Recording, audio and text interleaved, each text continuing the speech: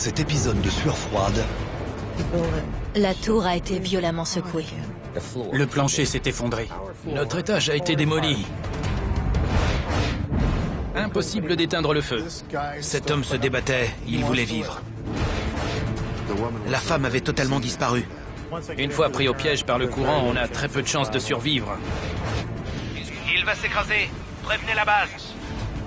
Bien reçu. L'hélico s'est écrasé.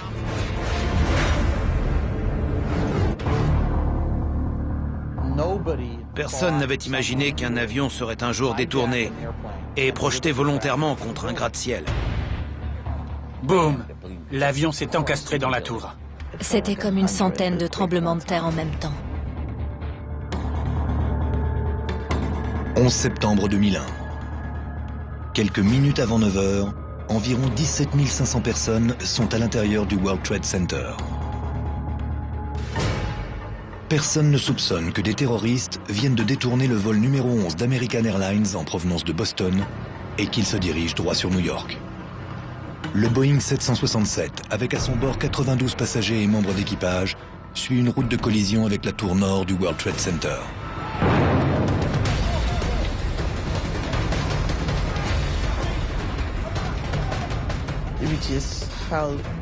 On a entendu un fracas terrible, comme si quelque chose venait de heurter la tour. Et elle a tremblé. Je me suis dit, qu'est-ce que c'est que ça? L'appareil est lancé à plus de 700 km/h lorsque son nez heurte le versant nord de la tour au niveau du 96e étage. Les personnes présentes dans la tour jumelle voisine assistent à la catastrophe.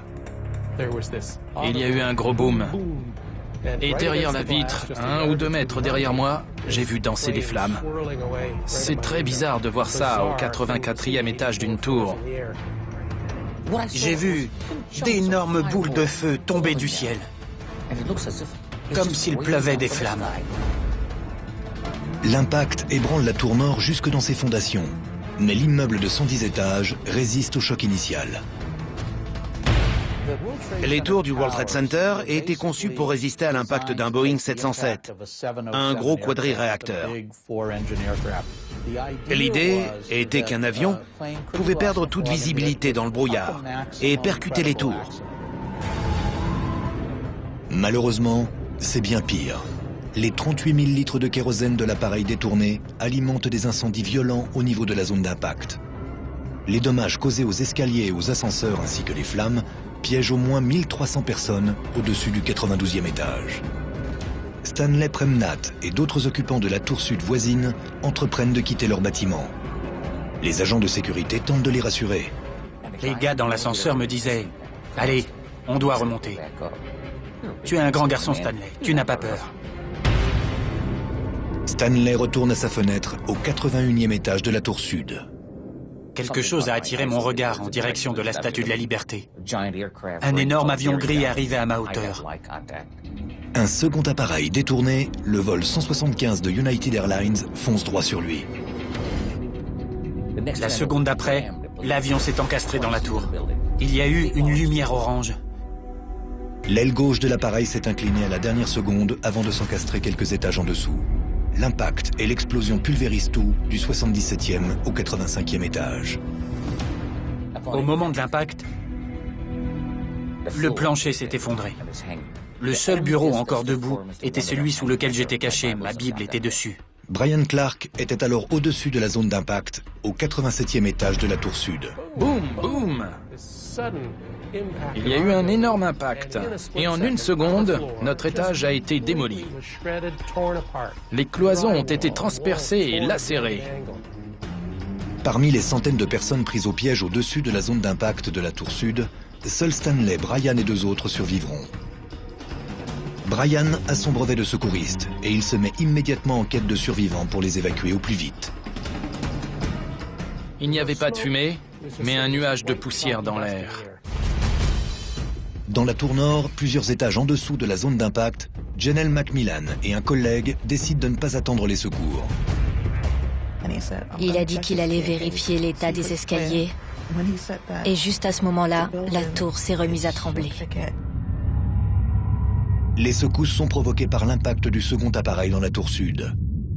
Tandis que Janelle et ses collègues commencent à descendre, les nuages de fumée s'élevant des deux tours sont déjà visibles à plusieurs kilomètres. Pour les ingénieurs structurels, ces premiers incendies laissent présager une catastrophe plus grave encore. Les tours avaient une faiblesse. Les étages étaient maintenus par des poutrelles métalliques très fines.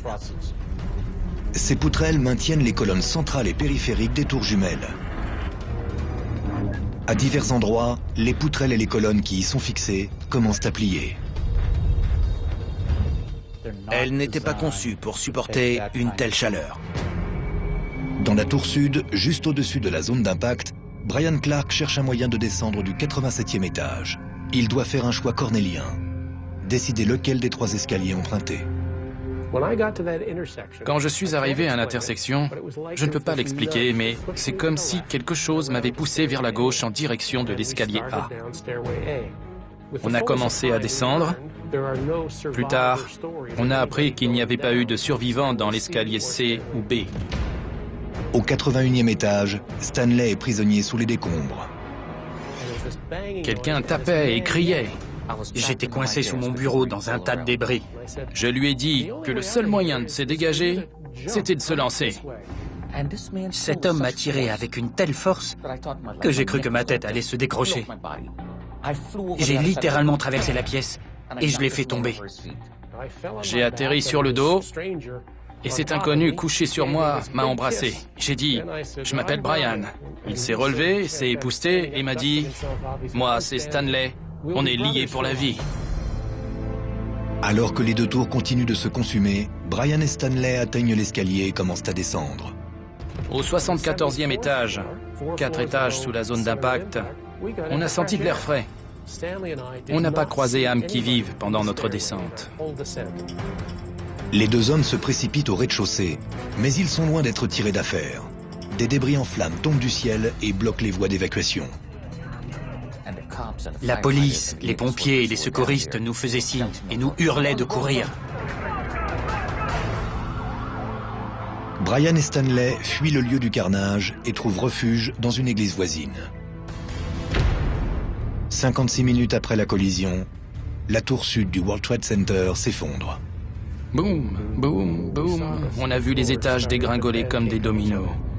Il n'y avait plus qu'un tas de poussière. Dans la tour nord, Janelle McMillan et ses collègues continuent de descendre l'un des escaliers. On ne courait pas, mais on descendait d'un pas rapide. La tour a été violemment secouée à nouveau et elle a commencé à s'effondrer. À 10h28, la tour nord s'effondre à son tour. Janelle est alors au 13e étage. Je n'ai rien vu. Tout est devenu noir. Le béton s'est écroulé sur nous. C'était comme une centaine de tremblements de terre en même temps. Quelque part parmi les 500 000 tonnes de décombres, Janelle McMillan est consciente. Soudain, il y a eu un silence de mort. Je ne voyais rien, mais je pouvais respirer. J'étais vivante. J'ai essayé de bouger la tête, mais elle était coincée. Ma main gauche pouvait bouger et j'ai senti du béton et de l'acier. J'ai essayé de me dégager, mais c'était impossible. Rick Cushman et Brian Buchanan, deux anciens marines, sont parmi les milliers de volontaires qui affluent à Manhattan pour aider les secours. Le seul mot qui me vient, c'est irréel. C'était vraiment effrayant. On apercevait des morceaux de cadavres partout. On devait creuser avec les mains, se faufiler dans des petits trous. On pensait vraiment trouver des survivants, mais on n'a vu personne sortir des décombres. 27 heures après l'effondrement de la tour nord, Janelle entend la voix des secouristes. J'ai crié « Je suis là, au 13e étage !» Quelqu'un a hurlé « On a une survivante !» Et soudain, c'était bizarre. Il y a eu un grand silence. Janelle est découverte grâce au gilet phosphorescent d'un pompier qui l'a protégée au moment où la tour s'est effondrée. Elle était méchamment coincée. Un ouvrier l'a libérée. Je n'avais jamais vu quelqu'un agir aussi vite. Il a été incroyable.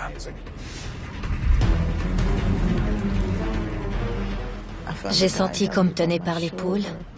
J'ai senti la chaleur du soleil et j'ai entendu les cris des gens. Dans l'ambulance, tout le monde disait « Elle est vivante, c'est un miracle ». Quand je suis arrivé, elle a ouvert les yeux, m'a regardé et a dit « Je suis sorti ». Oui, madame, vous êtes sortie. Je souriais vraiment, car je ne pensais qu'à revoir ma famille. Janelle est la dernière des 5 rescapés retrouvés parmi les décombres.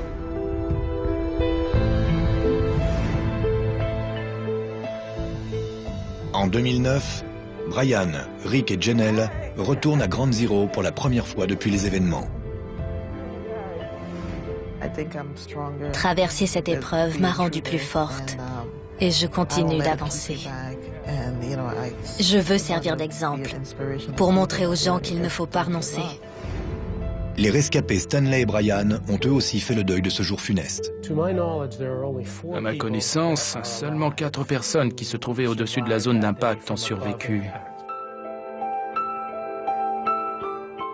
J'étais dans un brasier. J'étais dans une tour infernale et j'en suis sorti indemne, sans une égratignure.